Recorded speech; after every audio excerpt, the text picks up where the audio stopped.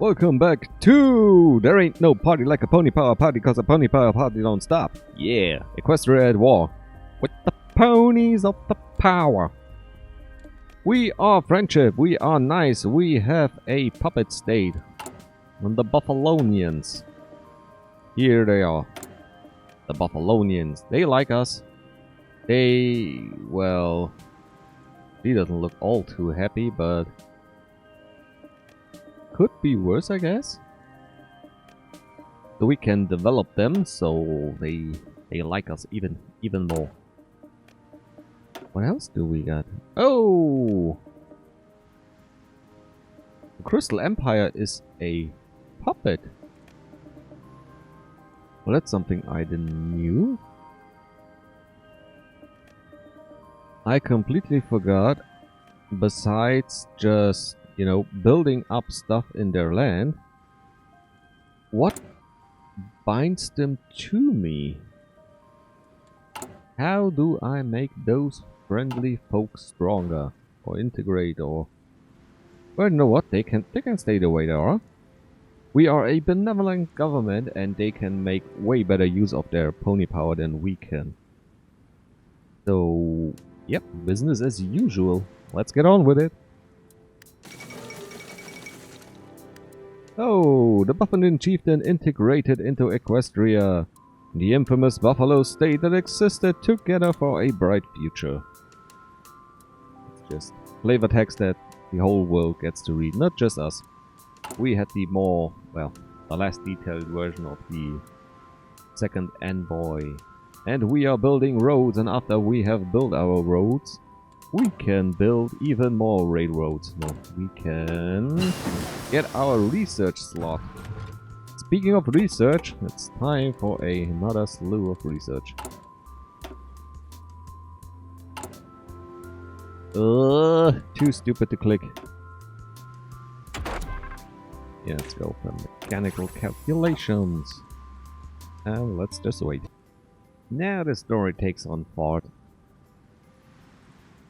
Oh wait, that was wrong. You heard nothing, you hear? A mother's proposal. Celestia frowned, flipping through the reports of missing weapon shipments. She started in surprise as Luna entered. Luna looked serious. Celestia, I've stayed behind the scenes since my return. I believe it's time for me to step up and take more responsibilities. Celestia frowned. Was Luna ready? Yes, of course she thought, chiding herself internally, hesitating. That sounds wonderful, Luna. We were meant to rule together. Did you have something in mind? Luna nodded, her throat catching. The Thestrials. It isn't right, Tia. Equestria doesn't just have 3 tribes. Thestrals shouldn't be shunned but welcomed as the 4th tribe. Celestia raised a hoof to object, but Luna continued. I know they don't even want to be Equestrians. Especially after, well, you know, they were my little ponies, and I failed them. Her voice dropped to a whisper. I failed them, Celestia. I need to make it right. Equestria should be a free home for every pony. Of course it would be this, Celestia thought. The pet ponies had hardly been willing to join the 3 tribes after their princess was banished to the moon, and even after Luna's return they were suspicious. But the pet ponies weren't the real problem, it was the Equestrians. A small horse is easy prey at night, and something about the night-loving bats seemed to instill fear and mistrust even among many. When Nightmare Moon rose, terrified ponies attacked bat ponies and drove them into the mountains. Ancient prejudices still lingered. We shall do this together. It is a risk-free path, but will take effort. You can do this, Luna.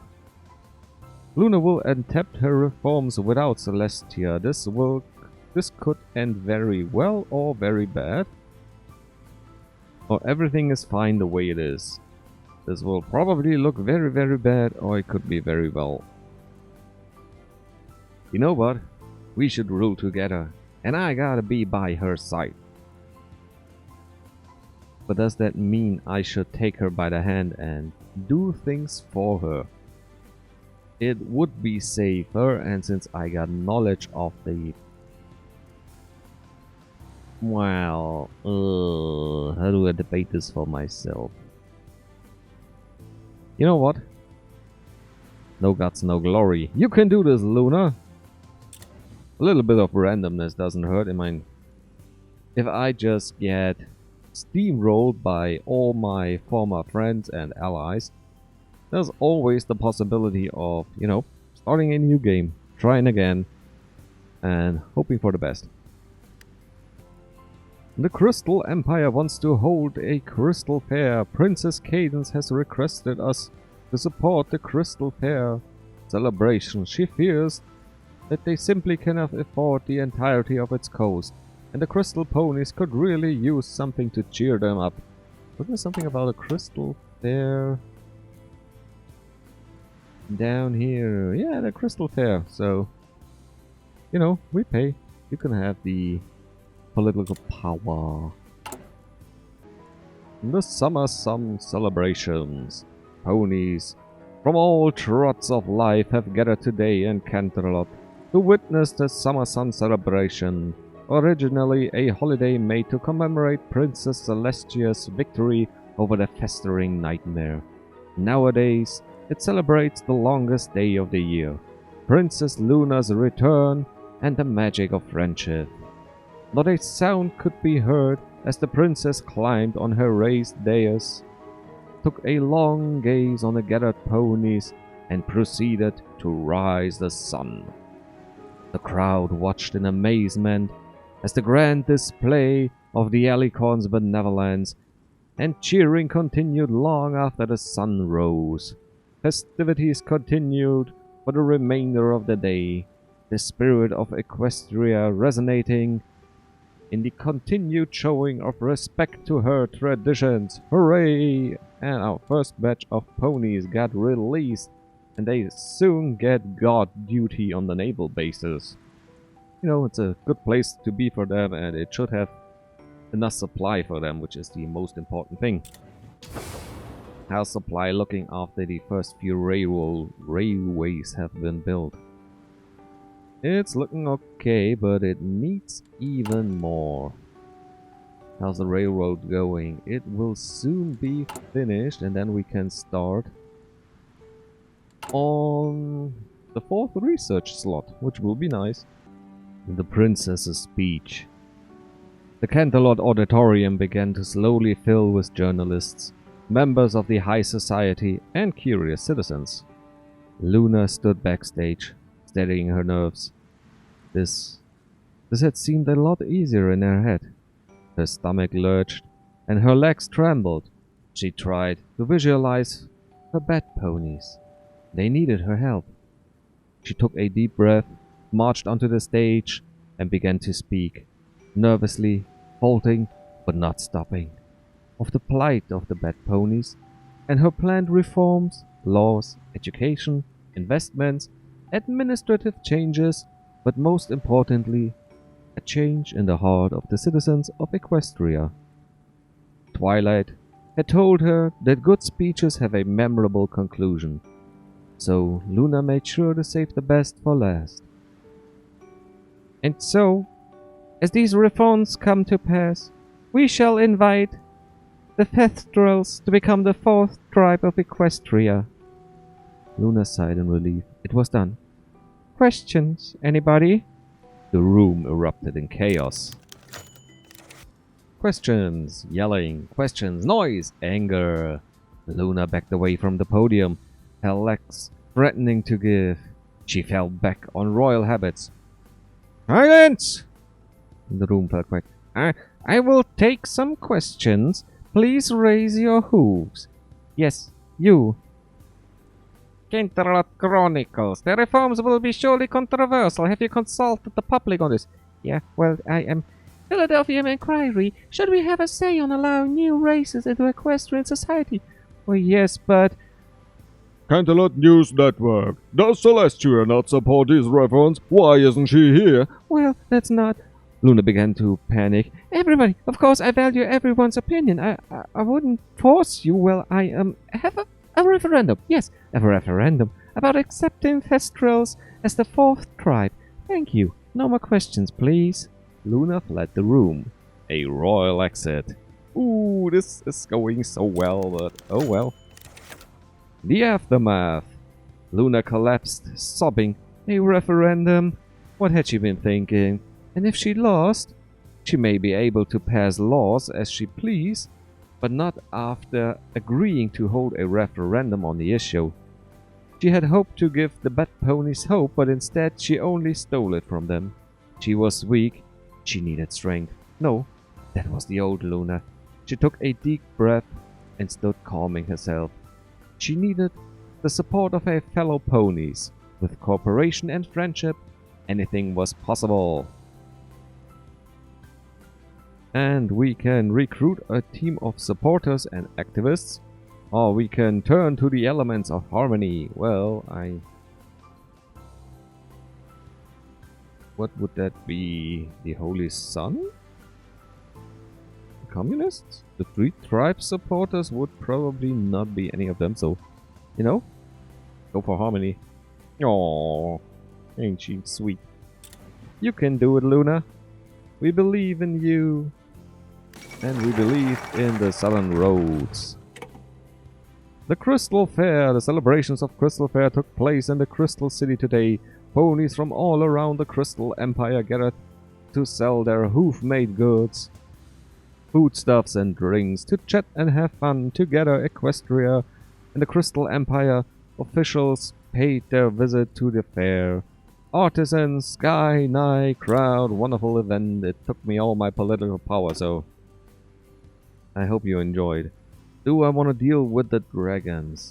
Actually, not really. I mean, what do they got? What's the resource? Resistance, terrain, resource map mode.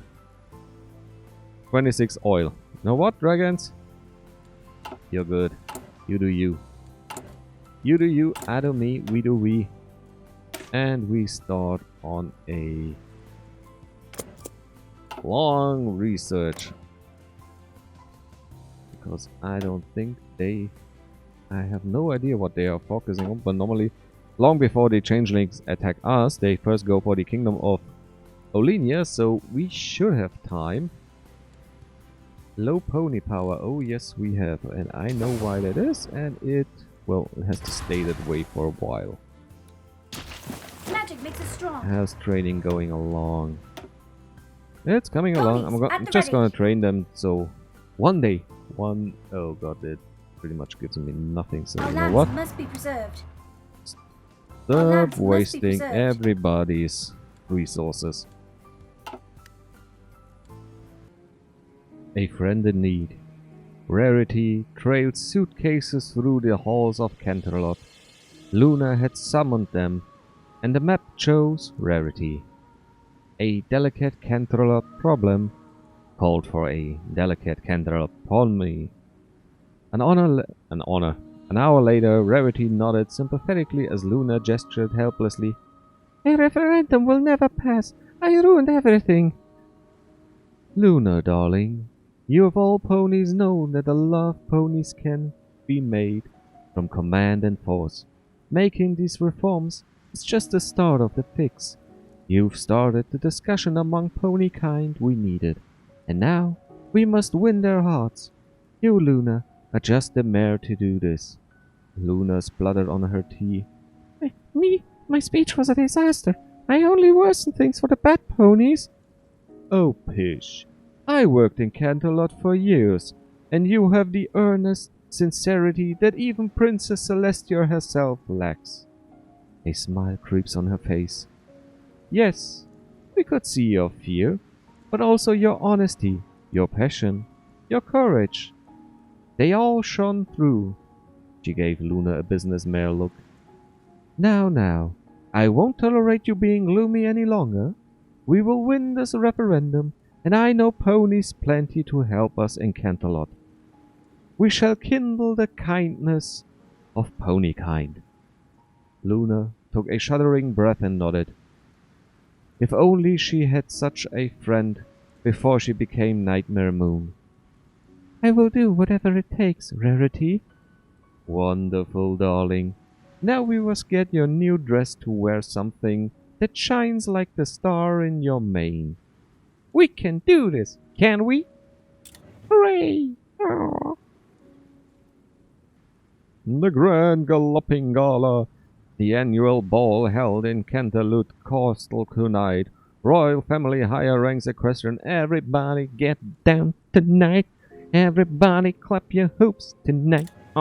Stamping on the floor, working no more. And we no longer get development of Buffalo region. Oh, that's too bad. It was a nice production bonus, and it helped me finish just barely one of my civilian factories. Am I upgrading anything? No, I am not, so I still only got one. But it slows me down so much, but I need more. I need more espionage in my life. A Fatisian Deal, an envoy from Fatisia, recently arrived with news of business opportunity. They wish for us to invest in their nation, with hopes that it will help them with their economic troubles.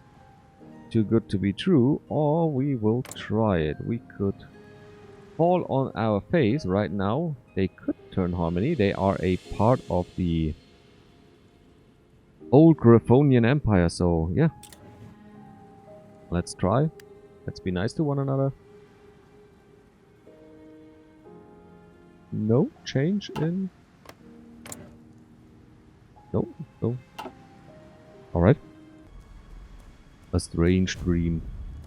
Misty Night often dreamed of friendship, of purpose, excitement, everything missing from her daily life.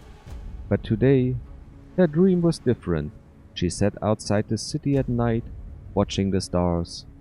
The stars suddenly flickered as something flew towards her. She shrieked, backed away, as a large, inky black alicorn faced her. Absolute terror filled her as Nightmare Moon stood in front of her, the ancient monster of Luna's corruption. Misty, I have need of you, Nightmare Moon lilted.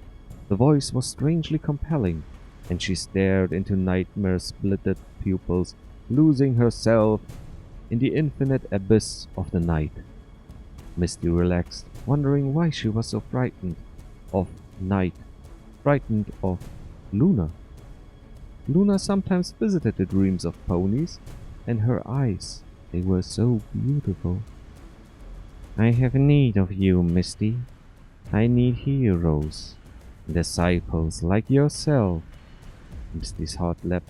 A disciple of the princess, a hero. She would do anything for Luna, but she'd forgotten something she tried to remember. Luna moved closer. Look at me, Misty, and tell me. Listen to my voice. You must remember my instructions. The next evening, Misty slipped out of her house, heading for a military supply depot, a warehouse and the docks, or a meeting campsite, which causes no suspicion, and they get weapons for the lunar uprisings, and I don't want to be suspicious, and I don't want to get weapons to the lunar uprisings, so campsite? I hope it's not reverse and I just put myself firmly in the bum. The disciples of Luna. Misty crept towards a crumbled stone castle, left from the earlier days of Equestria. Under a hallowed section of wall, a group of ponies spoke huddled around a campfire. They fell silent as she approached, calling a greeting. Hello. What can we do for you? And oh, don't mind our bad pony friend here. He's just passing through. She eyed the bad pony.